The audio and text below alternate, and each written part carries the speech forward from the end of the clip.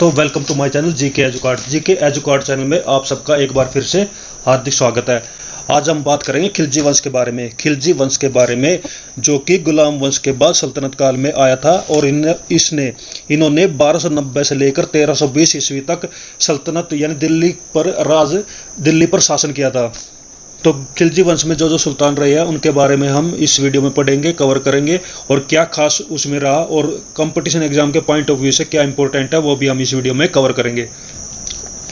ये मेरी भारतीय इतिहास सीरीज का 24वां वीडियो है। 23 वीडियो में ऑलरेडी प्राचीन इतिहास पर और मध्यकालीन इतिहास पर बना चुका हूँ, जिनका लिंक आपको डिस्क्रिप्शन में मिल जाएगा या फिर आप चैनल की प्लेलिस्ट में जाकर आप इन वीडियो को देख सकते हैं। तो चलिए शुरू करते हैं खिलजी वंश।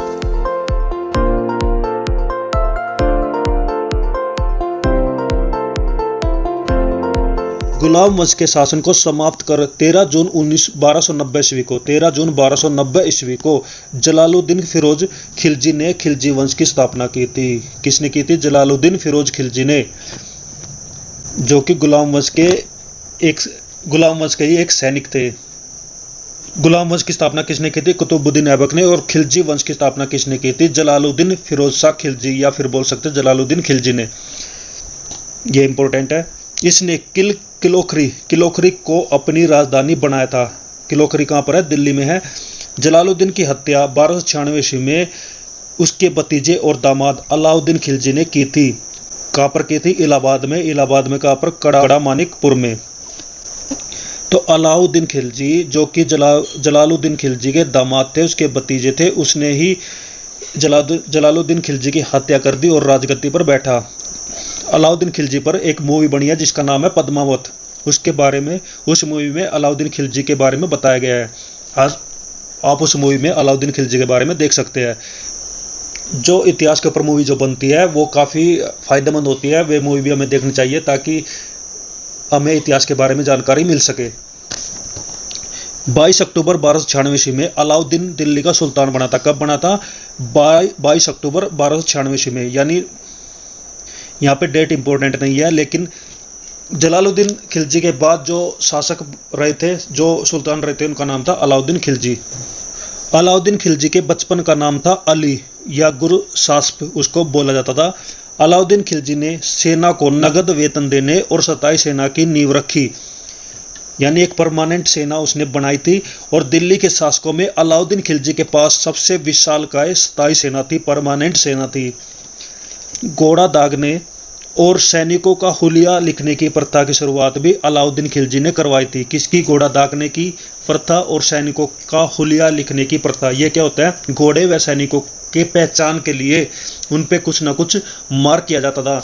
इसको ही घोड़ा दागने या फिर सैनिकों का हुलिया लिखने की प्रथा बोला जाता है, जिसकी शुरुआत किसने कराई थी? अलाउद्दीन खिलजी ने। अब राइट साइड में एक नोट दिया गया है जिसको हम देख लेते हैं। अमीर खुसरो का मूल नाम मोहम्मद हसन था। क्या नाम था? मोहम्मद हसन। और उसका जन्म पटियाली यानी पश्चिम उत्तर प्रदेश में बदायूं के पास हुआ था। कब हुआ था? 1253 ईस्वी में। अमीर खुसरो जो है एक महान विद्वान थे जिनका जन्म 1253 ईस्वी में पश्चिम उत्तर प्रदेश में हुआ था। खुसरो जो है प्रसिद्ध सूफी संत जिसका नाम था शेख निजामुद्दीन औलिया, उनके शिष्य थे।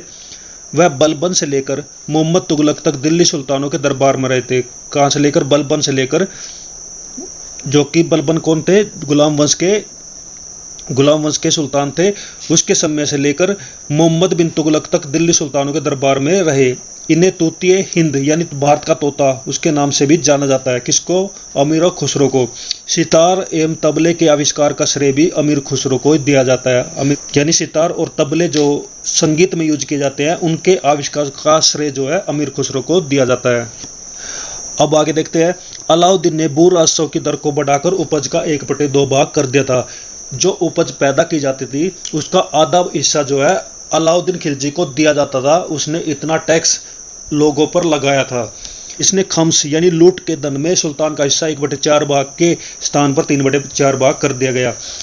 जब इनकी सेना कहीं से धन लूट कर लेकर आती थी तो उसमें सुल्तान का हिस्सा पहले 1/4 होता था, 1/4 होता था। लेकिन अलाउद्दीन खिलजी ने क्या किया? उस हिस्से को बढ़ाकर 3/4 कर दिया। 3/4 हिस्से पर सुल्तान का हिस्सा होगा। इसने व्यापारियों में बेईमानी रोकने के लिए कम तोलने वाले व्यक्ति के शरीर से मांस काट लेने का आदेश दिया। इसने अपने शासनकाल में मूल्य नियंत्रण प्रणाली को दृढ़ता से लागू किया, यानी ये जो व्यापारी बेईमानी करता था उनके खिलाफ भी इसने सख्त रुख अपनाया था। दक्षिण भारत की विजय के लिए अलाउद्दीन खिलजी ने मलिक काफूर को भेजा था। तो मलिक काफूर किसके समय पर थे? वो थे अलाउद्दीन खिलजी के समय पर। यह बहुत मोस्ट इंपॉर्टेंट है और इसके बारे में पद्मावत में अच्छे से बताया गया है, आप पद्मावत में देख सकते हैं। जमियत खाना मस्जिद, अलाई दरवाजा, सीरी का किला और 1000 खंबा महल का निर्माण अलाउद्दीन खिलजी ने करवाया था। ये कुछ मस्जिदें और किले हैं जिनका निर्माण किसने कराया था? अलाउद्दीन खिलजी ने। अलाई दरवाजा को इस्लामी वास्तुकला का रत्न कहा जाता है। किसको? अलाई दरवाजा को। यह इंपॉर्टेंट है। अलाई दरवाजा को क्या बोला जाता है? इस्लामी वास्तुकला का रत्न। दैवी अधिकार के सिद्धांत को अलाउद्दीन ने ही चलाया था। दैवी अधिकार के सिद्धांत को किसने चलाया था? अलाउद्दीन ने। सिकंदर ए सानी की उपाधि से स्वयं को अलाउद्दीन खिलजी ने विभूषित किया था, यानी अपने आप को ही सिकंदर ए सानी की उपाधि से उसने खुद को नवाजा था। एक नोट यहाँ पर दिया गया है जिसमें बताया गया है कि बाजार नियंत्रण करने के लिए अलाउद्दीन खिलजी के द्वारा बनाए जाने वाले नवीन पद, यानी उसने कुछ पद बनाए थे, कुछ पोस्टें तैयार की थी जो कि बाजार को कंट्रोल करती थी। कौन कौन सी पोस्टें थी वे? दीवान रियासत, साहना ए मंडी, बरिद और मुनहियान व गुप्तचर। इनके क्या रोल थे? दीवान रियासत क्या करता था? यह व्यापारियों पर नियंत्रण करता था और यह बाजार नियंत्रण की पूरी व्यवस्था का संचालन भी करता था, यानी पूरी तरह से बाजार को कंट्रोल करता था। साहना मंडी, प्रत्येक बाजार में बाजार का अधीक्षक होता था। यह बाजार का अधीक्षक होता था। बरिद कौन होता था? बाजार के अंदर घूमकर बाजार का निरीक्षण करता था, उसका इंस्पेक्शन करता था। किसका? बाजार का। मुनहियान व गुप्तचर तो पता ही है कि जो गुप्त सूचना देते हैं। नेक्स्ट है, अलाउद्दीन ने मलिक याकूब को दीवाने रियासत नियुक्त किया था। किसको? मलिक याकूब को। तो मलिक याकूब किसके समय पर थे? अलाउद्दीन के समय पर, अलाउद्दीन खिलजी के समय पर, जिसको क्या बनाया था? दीवान ए रियासत। अलाउद्दीन के समय पर अलाउद्दीन के द्वारा नियुक्त परवाना नवीस नामक अधिकारी वस्तुओं की परमिट जारी करता था, या एक प्रकार से परमिशन देता था। नेक्स्ट है साहना ए मंडी क्या थी? यह खाद्यान्नों की बिक्री हेतु लाया जाता था, यानी साहना एक प्रकार की मंडी थी। यह एक प्रकार की मंडी थी जहां पर खाद्यान्न को, अन्न को, खाद को बिक्री के लिए, सेल के लिए, बेचने के लिए लाया जाता था। सराय अदल क्या थी? यह वस्त्र, शक्कर, जो जड़ी बूटी, मेवा, दीपक का तेल और अन्य निर्मित वस्तुएं बिकने के लिए आती थी। कहां पर? सराय अदल में। आगे देखते हैं, कुछ खास इंपॉर्टेंट नहीं है।